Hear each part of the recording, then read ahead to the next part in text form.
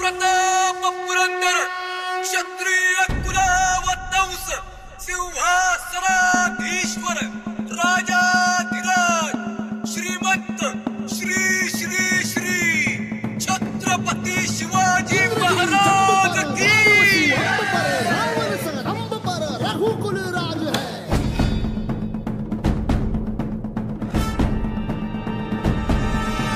पौन बारी बाह पर शंभुरती नाह पर जो सहस बाह पर राम द्विजराज है।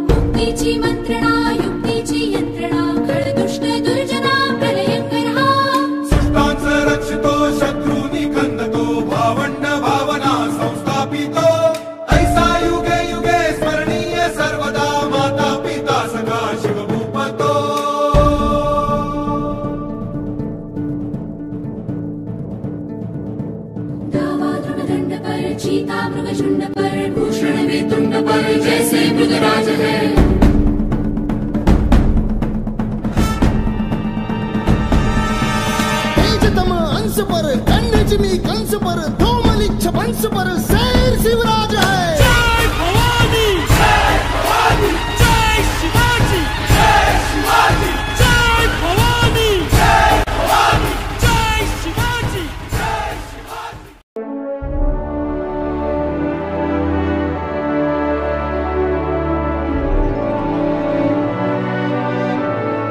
नमस्कार, शिवसृष्टीमध्ये आपलं सहर्ष स्वागत आहे। शिवसृष्टी हा प्रकल्प साधारण 21 एकरामध्ये बसलेला आहे। त्यातला पहिला टप्पा म्हणजे सरकारवाडा आता आपण पाहणार आहोत। सरकारवाड्यामध्ये साधारण 5 दालनामध्ये आपण याची विभागणी केली आहे। त्याच्यामध्ये सर्वात प्रथम आपण पाहणार आहोत, या ठिकाणी आपण दालनाची नावं पाहतोय। सर्वात प्रथम आहे ते दुर्गवैभव। या ठिकाणी आपल्याला साधारण 8 ते 10 किल्ल्यांची माहिती एका ठिकाणी पाहायला मिळते। छत्रपती शिवाजी महाराजांनी साधारण 350 किल्ले आपल्या नावं करून घेतले, म्हणजे आजवर 350 किल्ले त्यांनी जिंकले। त्यातले निवडक किल्ले आपल्याला दुर्गवैभव या दालनामध्ये पाहायला मिळतात। त्यानंतर वरच्या भागामध्ये आपण 2 दालनामध्ये त्याची विभागणी केली। पहिलं दालन आहे ते म्हणजे आग्र्याहून सुटका। छत्रपती शिवाजी महाराज आग्र्यावरून कसे निसटले हा प्रसंग आजवर आपण चित्रपटाच्या माध्यमातून किंवा पुस्तकाद्वारे पाहत आलो, पण या ठिकाणी परखलदास यांच्या नजरेतून तो प्रसंग आपण पाहणार आहोत। परखलदास हे मिर्झाराजे जयसिंग यांचे वकील आहेत। मिर्झाराजे जयसिंग यांनी छत्रपती शिवाजी महाराजांना आग्र्याला भेटायला तर पाठवलं, पण आपल्या काही लोकांवर जबाबदाऱ्या दिल्या। त्याच्यामध्ये परखलदास यांच्याकडे ही जबाबदारी होती की छत्रपती शिवाजी महाराज आग्र्याला आल्यापासून ते तिथून निष्ठेपर्यंत त्यांचा काय तो दिनचर्या तो लिहायचा आणि राजस्थानला पाठवायचा। तर त्यांच्या लेखणीच्या माध्यमातून तो पूर्ण प्रसंग आपण बघणार आहोत। त्यानंतर दुसरा आहे तो श्रीमंत योगी। छत्रपती शिवाजी महाराजांना आपल्या प्रजेकडून, रयतेकडून, जनतेकडून ज्या काही अपेक्षा आहेत प्रत्यक्ष आपल्याला त्यांच्या तोंडून ऐकायला मिळणार आहे। त्याचबरोबर या उजव्या बाजूला आपल्याला 2 दालनं पाहायला मिळतात। त्याच्यामध्ये रणांगण आणि सिंहासनाधीश्वर हे दालन आपण पाहणार आहोत। सिंहासनाधीश्वर दालनामध्ये सर हेनरी ऑक्सिटन मुंबईचा गव्हर्नर याच्या नजरेतून छत्रपती शिवाजी महाराजांचा राज्याभिषेक सोहळा आपण पाहणार आहोत। आणि रणांगण या दालनामध्ये शिवकालीन ज्या शस्त्रांचा वापर मराठे करत होते त्या शस्त्रांची माहिती आपण तिथे घेणार आहोत। अशा प्रकारे या शिवसृष्टीचा पहिला टप्पा आपण इथे पाहणार आहोत। नमस्कार, सिंहासनाधीश्वरमध्ये आपलं सहर्ष स्वागत आहे। आता या ठिकाणी आपण पाहतोय हेनरी ऑक्सिटन हा त्यावेळेस मुंबईचा गव्हर्नर होता आणि ईस्ट इंडिया कंपनीचा प्रेसिडेंट। यांनी जे काही पाहिलं ते त्याच्या डायरीमध्ये नमूद करून ठेवलेलं आपल्याला पाहायला मिळतं। त्याची मूळ डायरी आपल्याला लंडनला पाहायला मिळते। त्याची मुबलक पान म्हणजे काही पान आपण समोरच्या पडदा येथे पाहणार आहोत। रायगडावर शिवराज्याभिषेक झाला 6 जून 1674 या दिवशी। मुंबईचा गव्हर्नर आणि ईस्ट इंडिया कंपनीचा प्रेसिडेंट हेनरी ऑक्सिटन हा त्याच्या सहकार्यांसह त्या काळात रायगडावर हजर होता। इतकंच नव्हे तर शिवाजी महाराज त्याला प्रत्यक्ष भेटले सुद्धा। छत्रपती शिवाजी महाराजांचा राज्याभिषेक ज्या ठिकाणी झाला तो राजदरबार कसा असावा तर त्याची प्रतिकृती आपण समोर पाहतोय। छत्रपती शिवाजी महाराजांचा राज्याभिषेक झाल्यावर ज्या दरबारामध्ये जी मानचिन्ह होती त्याची माहिती आपण इथे घेणार आहोत. त्याच्यामध्ये सर्वात प्रथम पाहतोय ते अशोकवृक्ष. हे घोडदळाचं प्रतीक आहे. घोड्याच्या शेपटीपासून हे तयार करण्यात येतं. जमिनीवर आमची सत्ता हे दर्शवण्याचं प्रतीक म्हणजे अशोकवृक्ष. दुसरं आपण पाहतोय ते म्हणजे तराजू, समान न्यायाचं प्रतीक. आमच्या स्वराज्यामध्ये सर्वांना समान न्याय मिळतो, कोणावरही अत्याचार अन्याय होत नाही याचं प्रतीक म्हणजे तराजू. त्याचबरोबर तिसरं पाहतोय आपण ते म्हणजे सूर्यपात. याला अब्दागिरी सुद्धा म्हणतात. मिरवणुकीदरम्यान राजांच्या तोंडावर ऊन येऊ नये त्यासाठी याचा वापर केला जायचा. त्यानंतर पुढचं पाहतोय आपण ते माही मराठा. समुद्रावर पण आमची सत्ता आहे हे दर्शवण्याचं प्रतीक म्हणजे माही मराठा. त्याचबरोबर आपण सर्व शेवट पाहतोय ते राजधानी. हे स्वराज्य स्वतःचं राज्य निर्माण करण्याची ताकद आमच्यामध्ये याचं प्रतीक म्हणजे राजधानी. त्याचबरोबर खाली पाहतोय आपण ते म्हणजे मोर्चे, सार्वभौमत्वाचं प्रतीक. त्याचबरोबर चामर हे म्हणजे वैभवाचं प्रतीक. देवा ब्राह्मणाप्रमाणे राजालाही ते वापरण्याची अनुमती असते याचं प्रतीक म्हणजे चामर. छत्रपती शिवाजी महाराजांचा राज्याभिषेक झाला त्यावेळेस महाराजांनी बऱ्याच गोष्टी सुरू केल्या. त्याच्यामध्ये दिनदर्शिका म्हणजे कॅलेंडर आपण म्हणतो. त्याचबरोबर शब्दकोश डिक्शनरी म्हणतो आपण. त्याचबरोबर 2 नाणी महाराजांनी चलनात आली, होन आणि शिवराय. होन हे सोन्याचं नाणं आहे आणि शिवराय हे तांब्याचं नाणं. होनचं जर वजन बघितलं आपण तर 2.7 ग्राम आणि शिवराईचं वजन बघितलं तर 7.5 ग्राम. दोन्ही नाण्याच्या एका बाजूला श्री राजा शिव आणि पाठीमागे छत्रपती लिहिलेलं आपल्याला पाहायला मिळतं. समोर आपण 2 शिलालेख पाहतोय. शिला म्हणजे दगड आणि ती आहे त्याच्यावर लिहिलेला लेख म्हणजे शिलालेख. हे दोन्ही शिलालेख आपल्याला रायगड किल्ल्यावर पाहायला मिळतात. वरच्या शिलालेखामध्ये छत्रपती शिवाजी महाराजांनी गडावर ज्या वास्तू बनवल्या, तळे, विहिरी, बागा, स्तंभ, गजशाळा यांचा उल्लेख करण्यात आलेला आहे.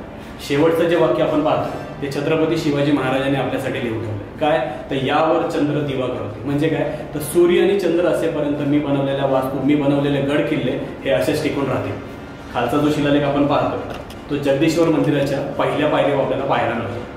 त्याच्यावर लिहिले सेवेचे ठाई तत्पर हिरोजी इंदोरकर. इतका अभेद्य किल्ला बांधला म्हणून छत्रपती शिवाजी महाराजांनी इंदोरकर यांना विचारलं की तुम्हाला भेटी स्वरूपात काय हवं. आपण काय म्हणतो गाडी, पैसा, बंगला. पण हिरोजी इंदोरकरांनी असं न मागता फक्त माझ्या नावाचा दगड जगदीश्वराच्या पहिल्या पायरीला लावण्यात यावा अशी इच्छा व्यक्त केली. उद्देश एकच, छत्रपती शिवाजी महाराज गडावर किंवा मंदिरामध्ये जेव्हा प्रवेश करतील त्यांच्या पायाचे धूळ माझ्या मस्तकी लागावे या दृष्टिकोनातून तो दगड आपल्याला तिथे पाहायला मिळतो. त्याच्यावर लिहिलंय तितकं छान, सेवेचे ठाई तत्पर हिरोजी इंदोरकर. म्हणजे तुमच्या सेवेसाठी मी तत्पर हजर राहील. नाही हा वर चित्र दिसतंय. प्रत्येक भागाला आपण नावं दिलेली आहेत. तर याची जी कटोरी आहे ही पर्णाकृती म्हणजे झाडाच्या पानाच्या आकाराची आणि याची आहे ती गोलाकृती. इतकाच फरक आहे. घोडदळ आणि पायदळामध्ये या तलवारी फार मोठ्या प्रमाणात वापरल्या गेल्या. शिवपूर्व काळामध्ये या तलवारींचा वापर दरबारी शस्त्र म्हणून केला जायचा. पण छत्रपती शिवाजी महाराजांनी याची संरक्षक मूठ आणि लांबी लक्षात घेऊन युद्धामध्ये या तलवारी वापरायला सुरुवात केली. मराठा तोफ तलवारीचं वजन साधारण 800 ते 1200 ग्रॅम असतं आणि मुल्लेर तोफ तलवारीचं वजन साधारण 600 ते 1000 ग्रॅम. शस्त्र कशी वापरावी त्याची चित्रफीत आपण इथे लावलेली आहे. पुढच्या पेटीमध्ये आहे ती मराठा वक्रतोफ तलवार. उंचीने थोडीशी आखूड आणि थोडीशी वक्र असल्यामुळे याला वक्रतोफ तलवार असं म्हणतात. पायदळामध्ये या तलवारीचा वापर फार मोठ्या प्रमाणात केला गेला. समोर पाहतोय आपण ढालीचे प्रकार. एक जनावरांच्या कातडापासून बनवलेली ढाल आणि दुसरी म्हणजे पोलादापासून बनवलेली ढाल. युद्धामध्ये जी वापरली जाते ती जनावरांच्या कातडापासून बनवलेली आहे. उंटाच्या, म्हशीच्या, गेंड्याच्या, हत्तीच्या कातडापासून या ढाली बनवल्या जातात. समोर जी आपण पाहतोय ती गेंड्याच्या कातडापासून बनवलेली.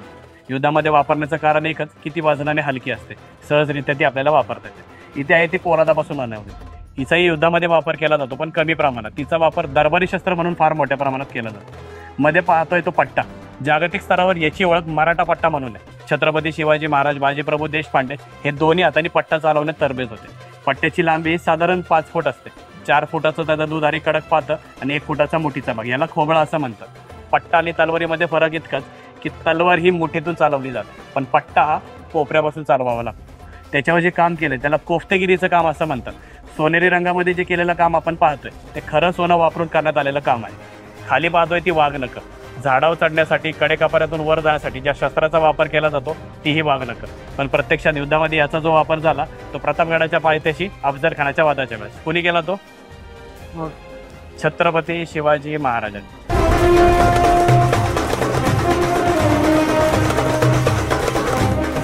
नमस्कार, मी अनिल विठ्ठलराव पवार, प्रशासकीय अधिकारी शिवसृष्टी प्रकल्प. महाराजा शिवछत्रपती प्रतिष्ठान ट्रस्ट हा 1967 साली महासाहेब राजमाता सुमित्राराजे भोसले, छत्रपती प्रतापसिंहराजे भोसले आणि काही बाबासाहेब पुरंदरे यांनी हा ट्रस्ट स्थापन केलेला आहे आणि त्यामागे हेतू हाच होता की महाराजांचा प्रचार आणि प्रसार हे सगळीकडे व्हावा या उद्देशाने ह्या ट्रस्टची स्थापना झाली. त्यानंतर आंबेगाव बुद्रुक येथे जी 21 एकर जागा मिळाली त्यात शिवसृष्टी प्रकल्प उभारणीचं काम चालू झालेलं आहे. त्यातलं फर्स्ट फेजचं काम हे पूर्ण झालेलं आहे.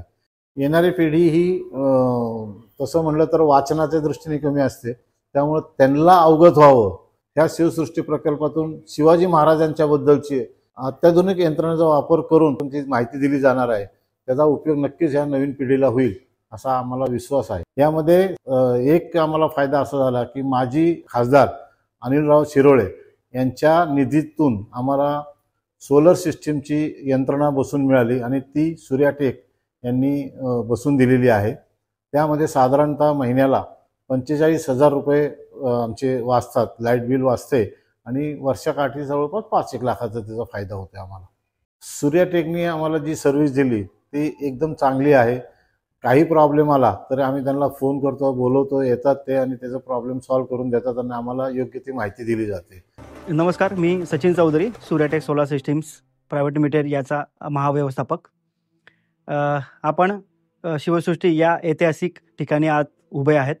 या ठिकाणी सूर्याटेक सोलार सिस्टीम मार्फत 2019 साली 26 किलोवॅट सोलर सिस्टीम स्थापित करण्यात आली.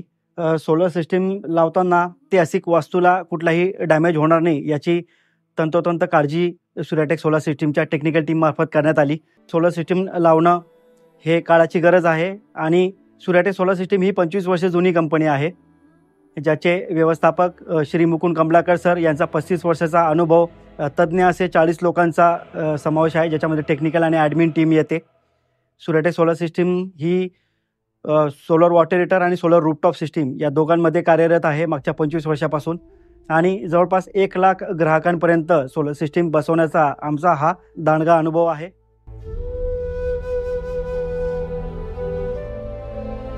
जाफर खान आणि जहानारा बेगम यांच्यात हा बदल नेमका कशामुळे झाला ते सांगता येत नाही, पण बदल झाला हे नक्की. त्यामुळेच बादशाहच्या मनात पुन्हा संभ्रम निर्माण झाला. शिवाजी राजांना या सगळ्या बातम्या नक्कीच मिळत असाव्यात. त्यांनी आता वेगळी चाल खेळायचं ठरवलं. रामसिंग, आमची तर अशी समजूत होती की बादशाह तुमचा ऐकतो, पण तुमच्या शब्दाला अजिबातच नाही मध्ये तुमचं काहीच ऐकत नाही. तुम्ही जा, बादशाहला सांगा की तुमचा आणि शिवाचा काहीही संबंध नाही. तुम्हाला जे करायचं ते करा त्याचं आणि तुमचा जामीन तुम्ही रद्द करू. आणि तुम्ही सगळ्यांनी आम्ही एकटेच करणार. आमचं काय व्हायचं ते होऊ दे. बादशाहला सांगा आम्ही आमच्या सगळ्या माणसांना परत पाठवत आहोत. श्रीमंत योगी समर्थ रामदास स्वामींनी छत्रपती शिवाजी महाराजांना श्रीमंत योगी ही पदवी का दिली असावी? का आता आज आपण पाहतो जो व्यक्ती श्रीमंत आहे तो योगी नाही आणि जो योगी आहे तो श्रीमंत नाही. पण हे दोन्ही पण गुण आपल्याला छत्रपती शिवाजी महाराजांच्यामध्ये पाहायला मिळतात. इतकी अफाट संपत्ती असूनही महाराजांनी त्याचा उपभोग कधी घेतला नाही. महाराजांना आपल्या प्रजेकडून, रयतेकडून, जनतेकडून ज्या काही अपेक्षा आहेत प्रत्यक्ष जर त्यांच्या तोंडून ऐकायला मिळाल्या तर चला तर मग त्याचा आनंद आपण या ठिकाणी घेऊयात. आज्ञापत्र. छत्रपतींनी सांगितलेलं आणि रामचंद्र पंत अमात्य यांनी लिहून ठेवलेलं आदर्श राज्य आणि राज्यकर्ता कसा असावा हे सांगणारी जणू गीताच.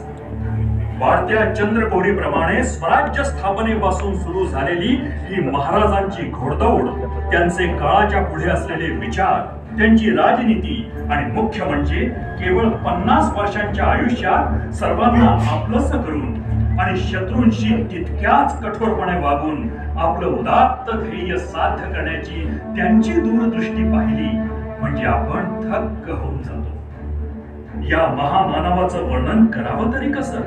छत्रपती महाराजांचं जीवन शब्दात बांधायचं म्हणजे लिहिणाऱ्याची प्रतिभा ही तशीच विलक्षण हवी. आणि म्हणूनच प्रभू रामचंद्रांचं वर्णन करावं ते वाल्मिकींनी, श्रीकृष्णाचं वर्णन करावं ते व्यासांनी, त्याचप्रमाणे शिवरायांचं यथार्थ वर्णन केलं आहे समर्थांनी.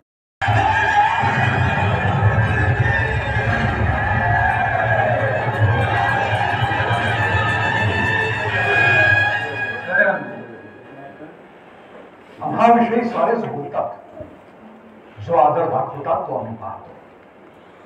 आम्ही हे कुठल्याही नावलौकिकासाठी नाही केलं, छत्र चामरासाठी नाही केलं. बालपणापासूनच आऊसाहेबांनी इथल्या अस्मानी सुलतानीच्या उन्मत्त कहाण्या आम्हाला सांगितल्या. शेकडो वर्ष या सुलतानांनी पायदळी तुडवलेल्या कुत्र्यासारखं जगणाऱ्या रयतेचे, गोरगरिबांचे, आपल्या मूर्खाचे हाल मी बघितले.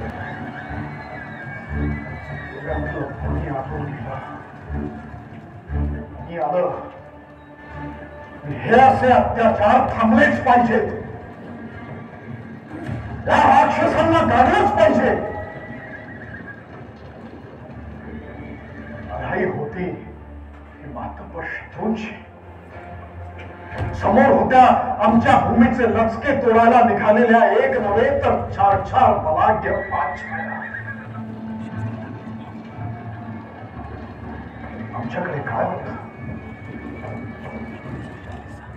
प्रचंड चीड, संताप आणि इच्छाशक्ती, त्याशिवाय काहीही नाही. साक्षात तुळजा भवानी आणि आमच्या मासाहेब आमच्या पाठीशी असताना घाबरायचं कुणाला आणि कशाला? 300 वर्ष गुलामगिरीत खितपत पडलो होतो, आता बास. इथून पुढे आपल्याला वाघासारखं जगायचंय. या भूमीवर गिरट्या घालणाऱ्या गिधारांशी लढायचंय. या लढाईत आई जगदंबेनं आमच्या पदरात समुद्री कायम एका हातात निखारा आणि दुसऱ्या हातात तुळशीपत्र घेऊन आमच्या पुढे उभे राहणारे.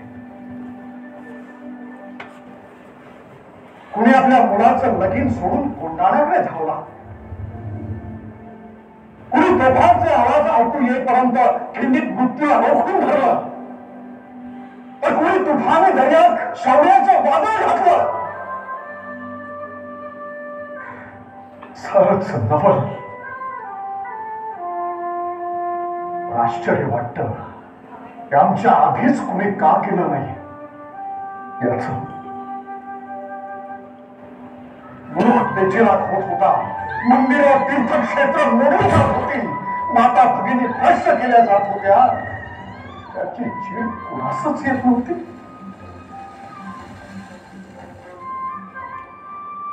काम कठीण होतं.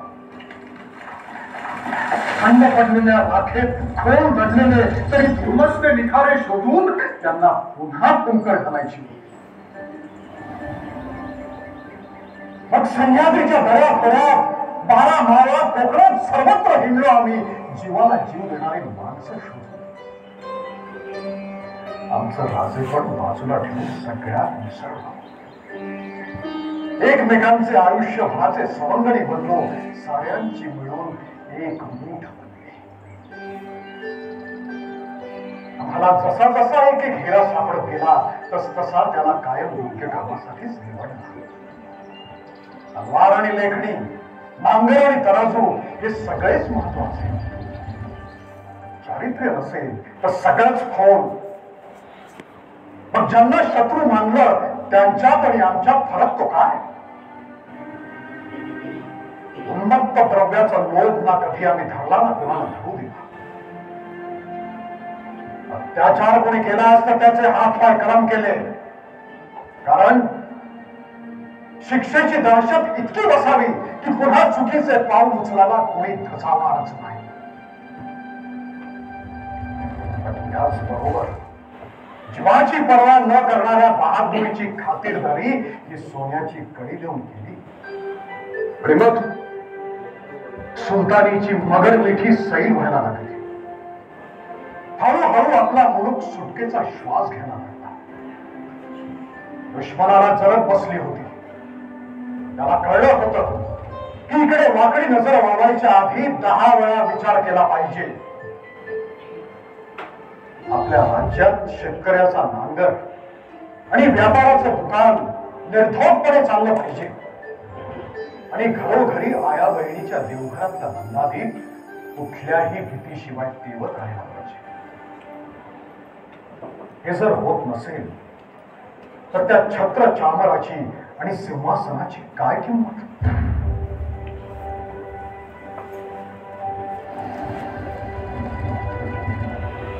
एखाद्या कड्याच्या टोकावर जेव्हा आम्ही उभे असतो तेव्हा असं वाटतं हा सह्याद्री आपले दोन्ही बाहू पसरून आमच्या रक्षणासाठी उभा आहे. त्याच्या दर्शनानंच शत्रूला कापडं घालतो, पण आम्हीच याच्या अंगखांद्यावर खेळलो आहोत. त्याच्या कित्येक शिखरांवर तर आम्हीच बुर्जांचे, माचांचे आणि गडकोटांचे दागिने जळवले. एक एक किल्ला असा वेला की त्याच्यावर विजय मिळवायला दुश्मनाला कित्येक जन्म घ्यावे लागतील. किती आक्रमणं झाली, पण प्रत्येक वेळी आपल्या गनिमी काव्यानं शत्रूला हाय हाय करत पळ काढावा लागला. हा एक एक किल्ला म्हणजे माझ्या एक एक जीवाभावाच्या सौंदर्याचं स्मारक आहे. हे राज्य आता तुमच्या ताब्यात आहे. तुमची इच्छा काय आहे? स्वधर्म, स्वभाषा यांच्या विषयी जागरूक असलेला एकसंघ समाज घडवायची, क्षुल्लक स्वार्थापायी, जातीपातीच्या अहंकारापायी उभ्या समाजात दुबळी मांडून राष्ट्राचा बळी द्यायची. जे आम्ही आरंभ केले ते तुम्हाला पुढे न्यायचे आहे. आम्ही जपलेल्या नीतिमत्ता तशाच पुढे गेल्या पाहिजेत. आमच्या विषयी जो आदर तुम्ही दाखवता तो पाहून आनंदच वाटतो, पण तो आदर तेव्हाच खरा ठरेल जेव्हा त्याच्या मागच्या त्यागाची तुम्हाला जाणीव असेल. नाहीतर नुसत्या घोषणांचा उपयोग काय? तुमच्या कृतीतून आम्हाला आमचं उत्तर मिळणार आहे हे लक्षात घ्या. हे तुम्हाला सहज शक्य आहे. या भूमंडळाचे ठाई धर्मरक्षी ऐसा नाही. महाराष्ट्र धर्म राहिला काही तुम्हा कारणे. कित्येक दुष्ट संहारिला, कित्येकासी धाक सुटला, कित्येकास आश्रयो जाहला. शिवकल्याण राजा, शिवकल्याण राजा, शिवकल्याण